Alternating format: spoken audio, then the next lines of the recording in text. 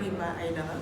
Je suis économiste, écrivain, ancien ministre chargé des questions économiques et financières à la présidence de la République, ancien coordonnateur de la cellule des grands projets à la présidence, ancien président du conseil de surveillance de l'Agence sénégalaise de promotion des exportations et ancien président du conseil de surveillance du fonds de mise à niveau.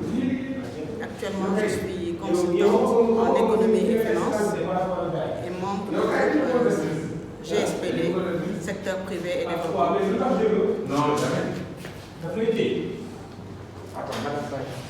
Ok, allez-y.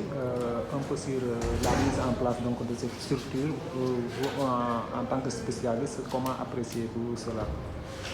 Alors, donc, le GSPD, en fait, est une plateforme d'échange qui est composée de plusieurs experts et de plusieurs membres, chacun dans son domaine précis, BTP, notaire, agrobusiness, économie, formateur, etc.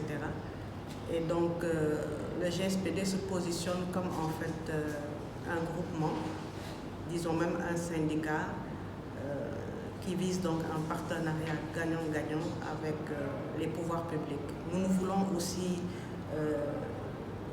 plateforme de veille, donc veiller sur les politiques publiques et puis aussi conseil au gouvernement, c'est-à-dire que nous veillons sur les politiques mises en place et nous formulons aussi des recommandations allant dans le sens d'améliorer le secteur privé et le développement du Sénégal dans son ensemble. Merci. Quelles sont les perspectives du GSPD? Bon, les perspectives, donc, comme nous en avons discuté, c'est pour chaque domaine d'intervention. Si je prends par exemple le domaine de l'agriculture, c'est de dresser le constat de tout ce qui a été fait depuis, disons même les années 60, et de faire un mémorandum et de formuler des recommandations à l'endroit des politiques publiques. Quand on parle de l'agriculture, vous savez que le Sénégal est un pays essentiellement agricole, parce qu'on dit que quand l'agriculture va, tout va au Sénégal. C'est 17% aussi de contribution en termes au niveau du PIB et 60% de la population active. Donc on ne peut pas développer le Sénégal sans développer l'agriculture. Alors l'agriculture fait face aussi à plusieurs contraintes depuis lors.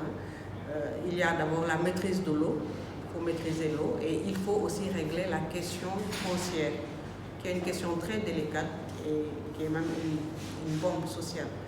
Donc nous allons dresser l'état des lieux et formuler des recommandations à l'endroit des pouvoirs publics, des dirigeants actuels, afin de faire donc du Sénégal un pays souverain sur le plan alimentaire.